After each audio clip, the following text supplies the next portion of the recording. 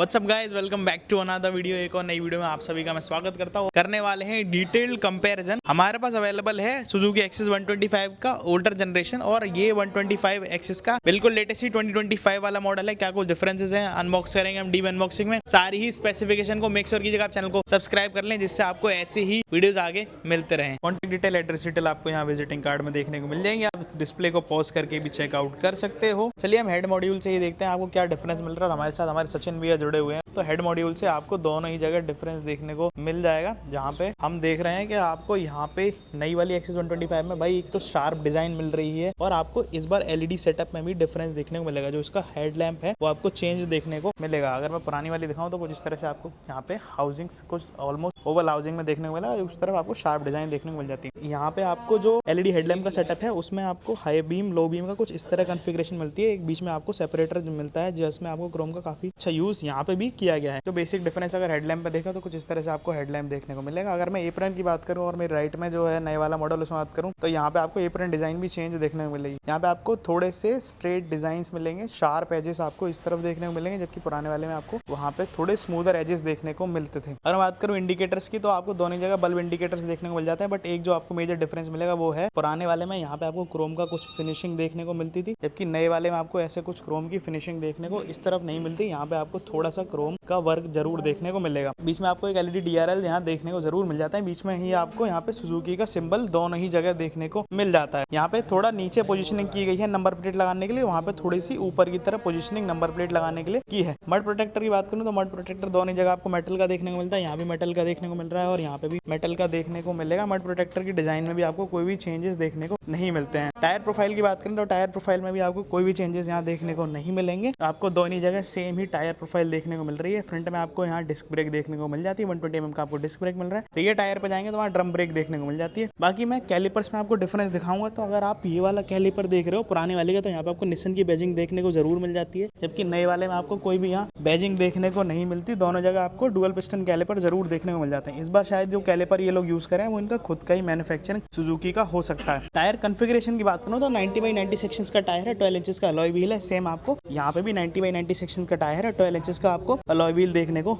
मिल जाएगा। सस्पेंशन की बात करूँ दोनों ही जगह आपको फ्रंट में टेलीस्कोपिक सस्पेंशन देखने को मिल जाते हैं। चलिए अगर हम लेफ्ट प्रोफाइल पे चलें तो लेफ्ट प्रोफाइल दोनों स्कूटर्स का मैं आपको दिखाना चाहूंगा, तो कुछ इस तरह से आपको लेफ्ट प्रोफाइल दिखेगा। यहाँ पे पुरानी वाली सुजुकी 125 एक्सिस जो हमें मिल रही है, यानी सुजुकी एक्सिस 125 है, तो वहाँ पे आपको एक्सिस 125 प्रॉपर लिखा हुआ देखने को मिलेगा। 3D ग्राफिक्स है, बट ये जो ग्राफिक्स है थोड़े अंदर की तरफ पुश्ड आपको देखने को मिलेंगे। राइट कनेक्ट का आपको यहाँ स्टिकर देखने को बॉडी साइड पैनल पे मिलता है। वहीं अगर नई वाली एक्सिस पे देखूं तो आपको सिर्फ एक्सिस देखने को मिल रहा है 3D ग्राफिक्स में, और ये इस बार अंदर की तरफ पुश्ड नहीं है, आपको बाहर की तरफ रेज्ड मिल रहे हैं। 3D है, अच्छे हैं। यहाँ पे 125 नहीं मिल रहा। बाकी आपको राइट कनेक्ट का यहाँ कोई स्टिकर भी देखने को बॉडी साइड पैनल पर नहीं मिलता। नई वाली में आप डिजाइन देखोगे तो आपको यहाँ पे काफी ज्यादा लंबे स्ट्रिप्स मिलेंगे, जबकि इस तरफ आपको यहाँ पे कुछ ऐसा देखने को नहीं मिलता। यहाँ पे आपको प्लेन डिजाइन मिल रहा है, बाकी एक आपको ये स्ट्रिप जरूर देखने को मिल जाता है। एक और एलिमेंट जो चेंज हुआ है लेफ्ट प्रोफाइल पे ही, तो यहाँ पे आपको पुरानी वाली में कोई रिफ्लेक्टर यहाँ देखने को नहीं मिलते, बट नई वाली में आपको देखो यहाँ पे रिफ्लेक्टर देखने को मिल जाते हैं, जो कि आपको क्लब बॉक्स पर देखने को मिल रहे हैं। रियर की तरफ चलूँ तो आपको दिखाना चाहूंगा, यहाँ पे पुरानी वाली में आपको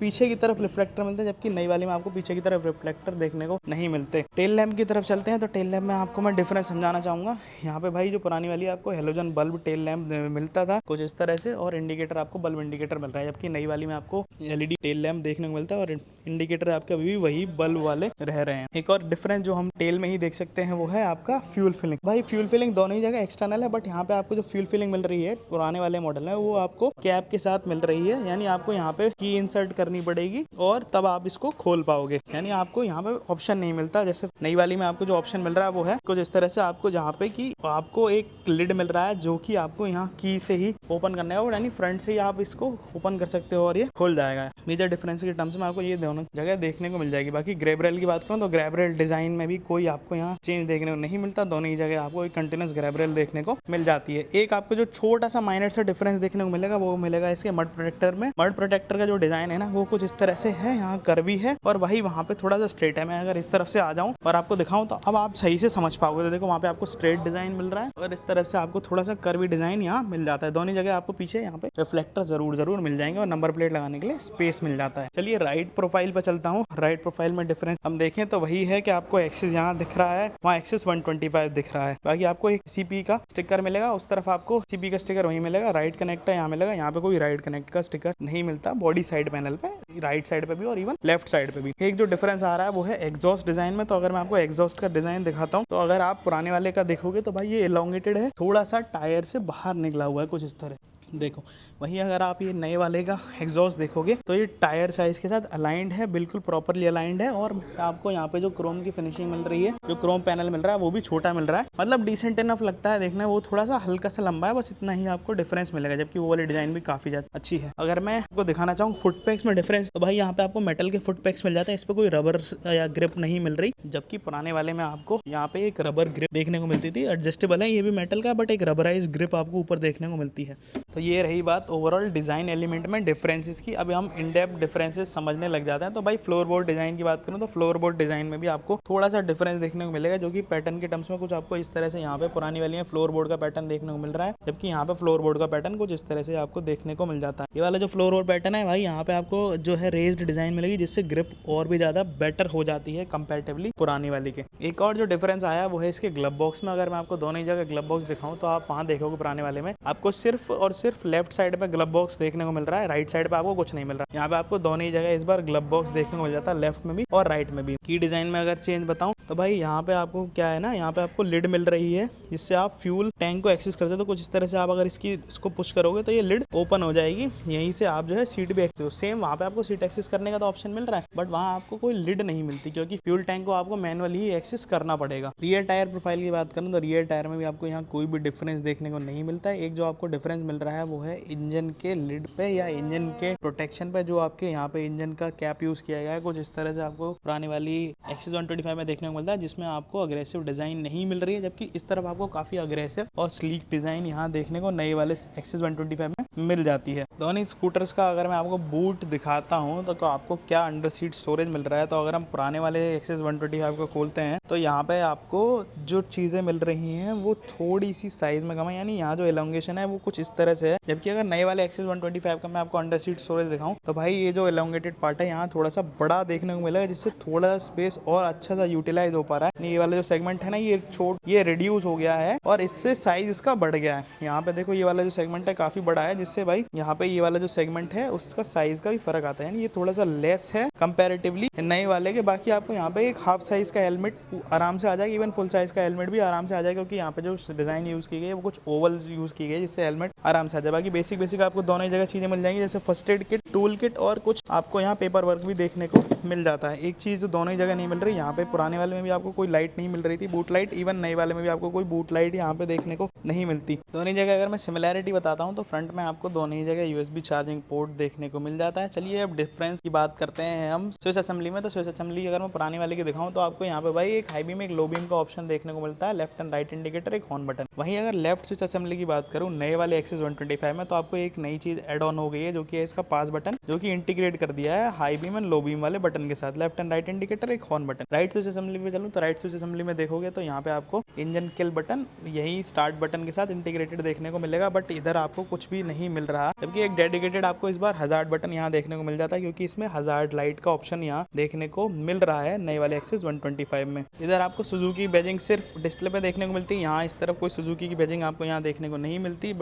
जबकि नए वाले में आपको सुजुकी का सिंबल मिल रहा है, राइट कनेक्ट का स्टिकर यहाँ देखने को मिलता है। यहाँ पे आपको सुजुकी स्पेसिफिकली की बैजिंग और कुछ नहीं मिलती, बट जो डिजाइन एलिमेंट यूज किया है वो ज्यादा अच्छा है। यहाँ पे राइट कनेक्ट इधर मिल रहा है और यहाँ राइट कनेक्ट आपको यही देखने को मिल जाता है। चलिए इन डेप्थ अब स्पेसिफिकेशन की बात करते हैं डिस्प्ले में। तो मैं अगर इस स्कूटर को ऑन करता हूँ तो आप देख पाओ इको बटन, हैजार्ड लाइट और आई बटन इस तरफ अलाइंड है, यानी आई बटन राइट में अलाइंड है और इको और हैजार्ड वार्निंग का जो लाइट आ रही है वो आपके लेफ्ट में अलाइंड है। जबकि अगर मैं यहाँ ऑन करता हूँ तो आपको दिखाऊंगा, पहले तो आप आई बटन यहाँ देख पाओगे कि आपके इस तरफ लेफ्ट में अलाइंड है, engine check warning, eco button और हैजार्ड बटन, यानी अलाइनमेंट इस बार चेंज कर दिया गया है। इन डेप्थ अगर हम पुरानी वाली में स्पेसिफिकेशन देखें तो यहाँ पे आपको भाई मिलेगा स्पीडोमीटर, फ्यूल गेज मिल रहा है, आपको यहाँ पे मिल रहा है इंजन टेम्परेचर। बाकी आपको भाई यहाँ पे रियल टाइम क्लॉक मिल जाएगी और दो बटन आपको यहाँ देखने को मिलते हैं, एक सेट बटन, एक मोड बटन। सेट और मोड बटन से आप मल्टीपल चीजें एक्सेस कर पाओगे। अगर मैं मोड बटन एक बार प्रेस करता हूँ तो आप ब्लूटूथ भी कनेक्ट कर पाओगे, यहाँ पर ब्लूटूथ कनेक्टिविटी का ऑप्शन मिल जाता है। वहीं अगर आप सुजुकी की एप्लीकेशन इंस्टॉल करते हो तो आपको भाई लास्ट पार्किंग लोकेशन भी यहीं देखने को मिल जाएगी। अगर मैं स्विच करता हूँ और आपको दिखाता हूँ तो आपको यहाँ क्या क्या मिल रहा है, तो एक बार आप प्रेस करते हो तो आप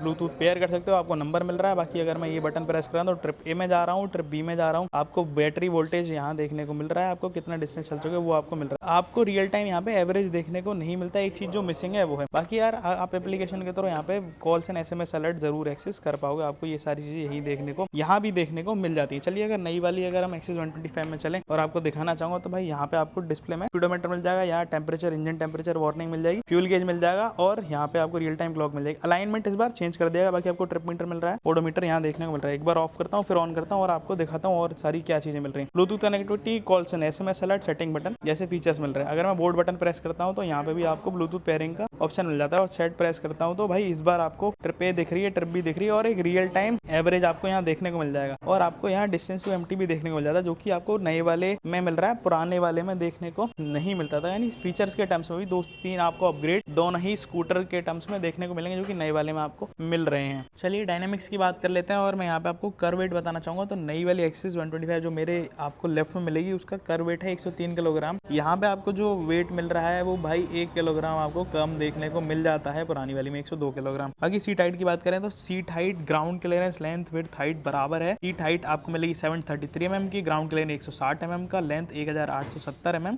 विड्थ 690 mm और height 1160 mm। Fuel tank capacity की बात करूं तो 5.3 लीटर फ्यूल टैंक कैपेसिटी आपको यहाँ नई वाली में देखने को मिल रही है। 1 लीटर के अप्रोक्स आपके यहाँ रिजर्व में फ्यूल रहता है। इंजन स्पेसिफिकेशन की बात करूं और मैं नए वाले एक्सिस 125 की बात करूं तो 124 सीसी का डिस्प्लेसमेंट मिल रहा है, दोनों जगह आपको 124 का सीसी का डिस्प्लेसमेंट मिल रहा है। वहीं मैं अगर पावर डिलीवरी की बात करूं तो भाई जो आपको नया वाला एक्सिस 125 मिल रहा है उसमें आपको 8.6 PS की पावर मिल रही है, 8.7 bhp मिल रहा है, 6705 AM। वहीं आपको 10.2 न्यूटन मीटर का टॉर्क, 5500 RPM, 47 kpl का माइलेज, जो कि ओवरऑल आपको एक रेंज दे देगा 235 की। आइडियल कंडीशन में देखो आपको ये रेंज है। अब आप जब ऑन रोड इसको चलाओगे तो डिपेंड करेगा आपका राइडिंग स्टाइल भी क्या है। ओवरऑल देखें तो आपको आराम से भाई यहाँ 42-45 का माइलेज देखने को मिल जाता है। वहीं अगर मैं ओल्डर जनरेशन की बात करूँ तो सेम डिस्प्लेसमेंट है, बट जो डिफरेंस आ रहा है ना वो सिर्फ इतना आ रहा है आपको 8.4 PS की पावर मिल रही है और 10 न्यूटन मीटर का टॉर्क यहाँ देखने को मिल जाएगा। बाकी ऐसा आपको यहाँ कोई डिफरेंस देखने को नहीं मिलेगा। चलिए दोनों ही जगह है हम प्राइस एलिमेंट की भी बात कर लेते हैं, जो कि मोस्ट इंपॉर्टेंट एलिमेंट रहने वाला है। तो अगर मैं ऑन रोड प्राइस की बात करूँ तो ऑलमोस्ट आपको 1000 रुपए का डिफरेंस नई वाली एक्सिस में पुरानी वाली कंपैरिजन में देखने को मिलेगा। जस्ट 1000 रुपीज का डिफरेंस है, उसके साथ आपको काफी सारे फीचर्स एड ऑन हो जाते हैं। मैं एक शोरूम की बात करूँ नई वाली की तो आपको 93,773 रुपए एक शोरूम मिलेगा, वहीं आपका ऑन रोड रहेगा 1,12,687 रुपए। ओल्डर वर्जन की अगर मैं बात करूँ तो आपको 93,234 रुपए एक शोरूम, 1,11,038 रुपए ऑन रोड प्राइस मिलेगा, यानी करीब 1000 रुपए का आपको यहाँ डिफरेंस देखने को मिल रहा है। अब मैं टोटली आपके ऊपर छोड़ देता हूँ, आपको नई वाली स्कूटर चाहिए या पुरानी वाली। 1000 रुपए के डिफरेंस में मैं आपको एडवाइस करूंगा कि आप नए वाले स्कूटर को ही ऑप्ट करें। आपको एड ऑन चीजें मिल रही हैं, जैसे कि आपको डिस्प्ले में फीचर एड ऑन हो रहे हैं, डिजाइन आपको थोड़ा सा इंप्रूव मिल रहा है, बाकी भाई ग्लब बॉक्स मिल रहा है एडिशनल, आपको यहाँ पे DRLs में मिल जाएगा। तो वो सारे एलिमेंट को कंसीडर करते हुए आपको नए वाले का मैं पर्सनली एडवाइस करूंगा। ये रही बात इन डेप्थ डिफरेंसेस की, हमने in depth specification wise differences में बात कर ली है। जस्ट जैसे मैंने बताया आपको 1000 रुपीज का डिफरेंस मिल रहा है, उसमें आपको बहुत सारी चीजें यहाँ पे एड ऑन हो रही हैं। तो as per me you should go for the add ons, 1000 is not that much of a difference. आपके ऊपर बाकी छोड़ देता हूँ, किसी को पर्सनली भी भाई पुराना वाला डिजाइन एलिमेंट पसंद आ सकता है। ये रही बात इन डेप्थ स्पेसिफिकेशन की। आप मुझे बताइए आपको पर्सनली दोनों में से कौन सा स्कूटर पसंद है। क्या हम नए वाले एक्सिस 125 का नई वाली एक्टिवा 125 से कंपैरिजन बनाए, ये भी आप मुझे कमेंट करके बता देना। बाकी आप मुझे अपने शहर का नाम कमेंट कर देना, मैं आपको वहाँ का ऑन रोड प्राइस बता दूंगा। मेक श्योर कीजिएगा आप चैनल को सब्सक्राइब कर लें, ऐसी वीडियोस आपको फ्यूचर में मिलती रहेंगी। Till then take care, bye bye, I will see you in the next one.